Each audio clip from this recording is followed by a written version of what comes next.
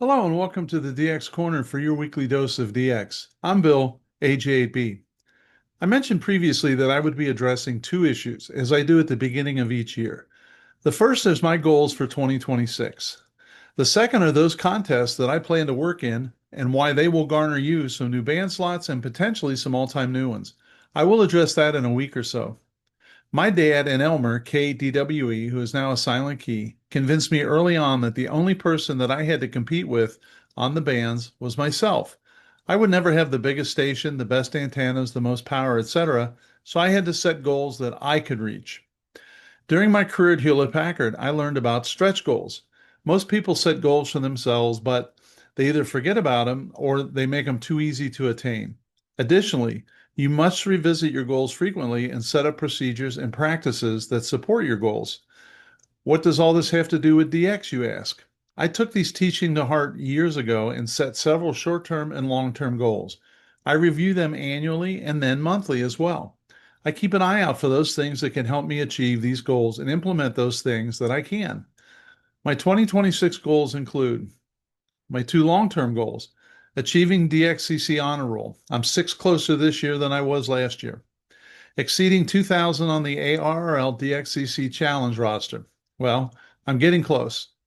Short-term annual goals are participate in what I consider to be my 8 major contests: the CQ Worldwide DXCW, Sideband, the WPXCW and Sideband, the ARL 160-meter contest, the CQ 160-meter contest, the ARRL DX contest, and the 8th Area QSO Party. Exceeding my previous year's scores in the annual CQ Marathon. Increase my 160-meter DXCC count. And finally, work at least 6 entities every day via any mode. Doesn't matter, just work it every day. What are your goals for 2026? I thought my sharing my list might challenge you to put some goals down on paper, which is really important to do, and then work toward that. I also thought overall this would be a great topic for this edition as we're starting out the year.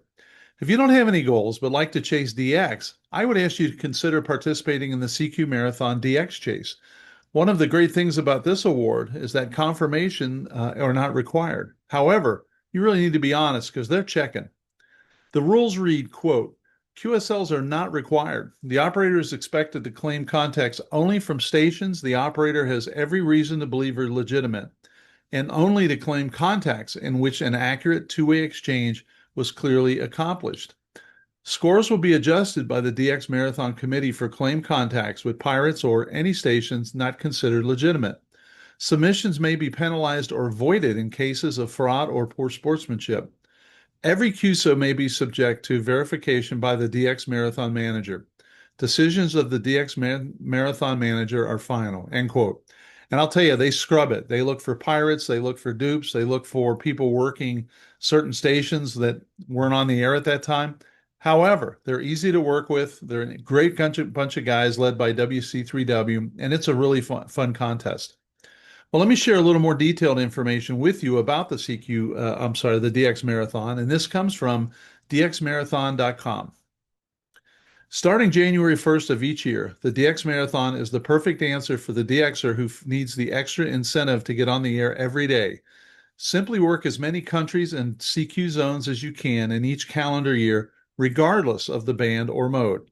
Each country and zone counts only once, so you can concentrate on working new ones rather than working the same ones on multiple bands and modes. Many awards are given for the top overall scores in multiple classes, including modes, bands, U.S. call areas, etc. Each year there are pirates, operations that are not approved, call signs that are copied incorrectly, and unusual operations that are valid. We attempt to document as many of these operations as possible, and you can check out the list of valid call signs, invalid call signs, and all call sign notes on their website. We encourage you to share your findings on pirates, illegal operations, or confusing call signs with the group. Please send your call sign updates to the DX Marathon Administrator, who is WC3WMark at gmail.com. WC3WMark at gmail.com. Many points are lost each year due to bad spots on the packet cluster network. We've assembled an extensive list of bad spots. Please check the list before entering any of the call signs on the web. Now, this all sounds like a lot, but it isn't because your logging software typically tracks this and can submit it for you.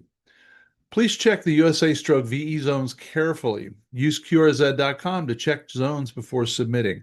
The number and the call sign does not necessarily match the location. Did you know that West Virginia, for instance, which is a W8, is in Zone 5 when Michigan and Ohio are in Zone 4? Alabama, W4, is in Zone 4. Also, check Zone 2 submissions very carefully. When a prefix can count for more than one country, i.e. E51, double check your entry. Although you can use the same QSO for a country and a zone, if there is an error, 2 points will be lost in that case. We suggest using a different QSO for country and zone. Review your submissions carefully and make sure your logging program country database is up to date.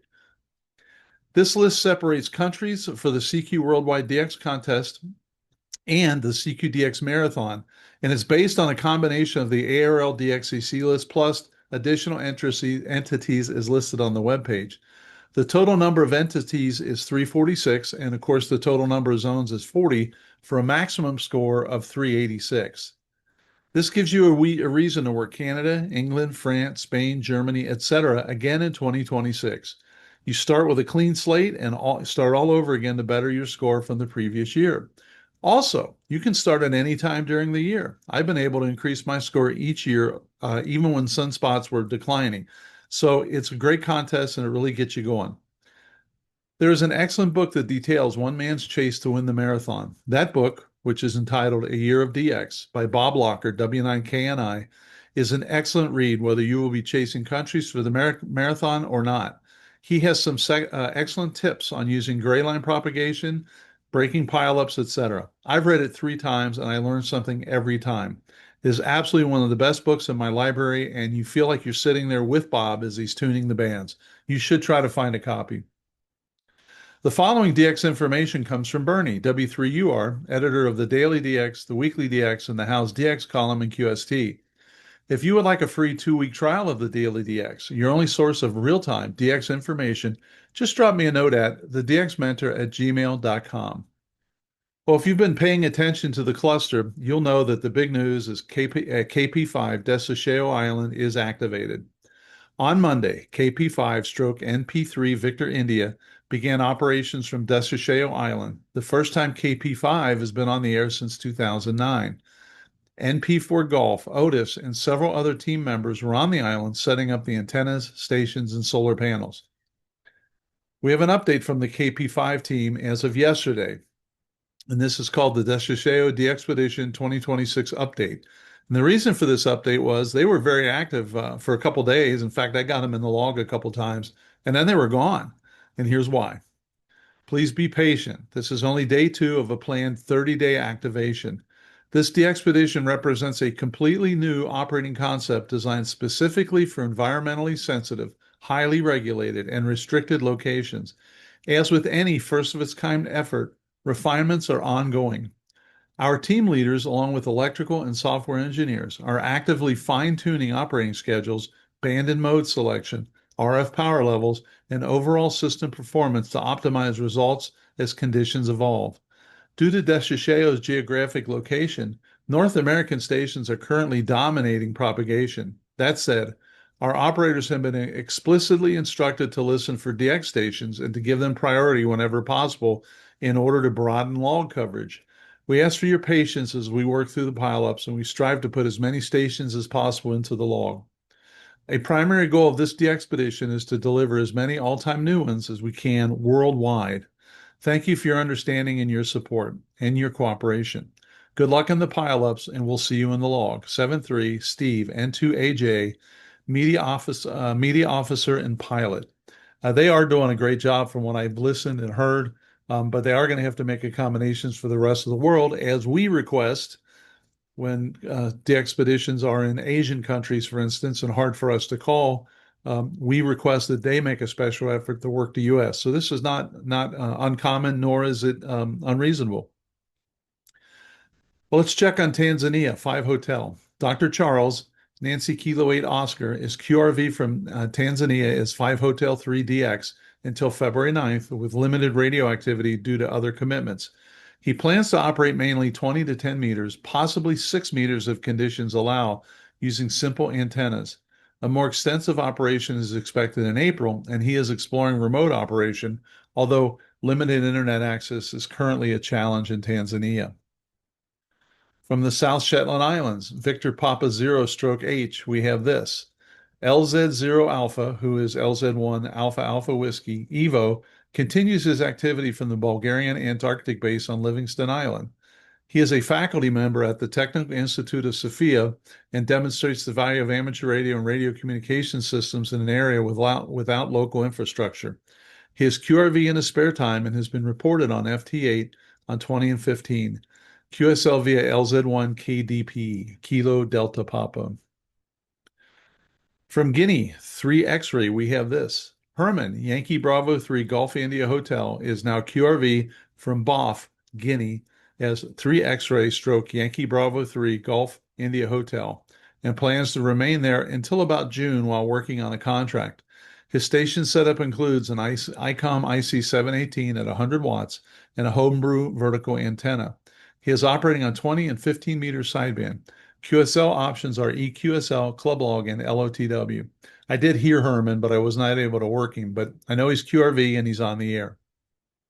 From Benin, Tango Yankee, we have this. Gerard, Fox 5, November Victor Fox. Flight to Benin was delayed by snow in Paris, but he plans to be active on CW as Tango Yankee 5 Golf Golf later this week, where is scheduled until April 6th. So listen for Gerard. From Curacao in the Caribbean, we have Jeff, who's operating the Papa Juliet 2 prefix. Jeff Kate ND, operating as PJ2 ND, is QRV in Curacao and will stay until January 30th. He will participate in the CQ Worldwide 160-meter CW contest as Papa Juliet 2 Tango later in the month and will be active on the bands as Papa Juliet 2 November Delta until then. QSL for Papa Julia 2 November Delta goes to K8 November Delta or Logbook of the World. And for Papa Julia 2 Tango, you can QSL via KU9 Charlie or Logbook of the World. Senegal, which is 6 Whiskey. Rudy, 6 Whiskey stroke Delta Bravo 1 Romeo Uniform Lima, is QRV and will continue until January 20th also. He plans to upload his log to LOTW. Other routes are the Bureau to his home call sign or direct with $2 US. I tried like heck to work him yesterday and I couldn't get through, so he's there. You just got to be patient. And finally, from Sri Lanka, which is Fort Sierra, we have this. Peter, 4 Sierra 7 Kilo Kilo Golf says, everything is the same as in previous years. Quote, I'll be here in 4 Sierra until the end of March.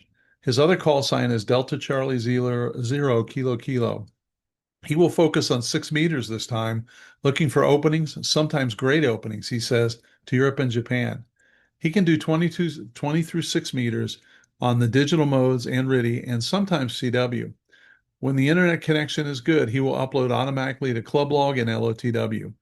Alternatively, QSL Director or Bureau through the club, log OQRS, or he calls it direct with SASE and $2 to his German home QTH. Until next week, this is Bill saying 7-3, and thanks to my ex-YL Karen for her love and support. I hope to hear you in the pileups. Have a great DX week.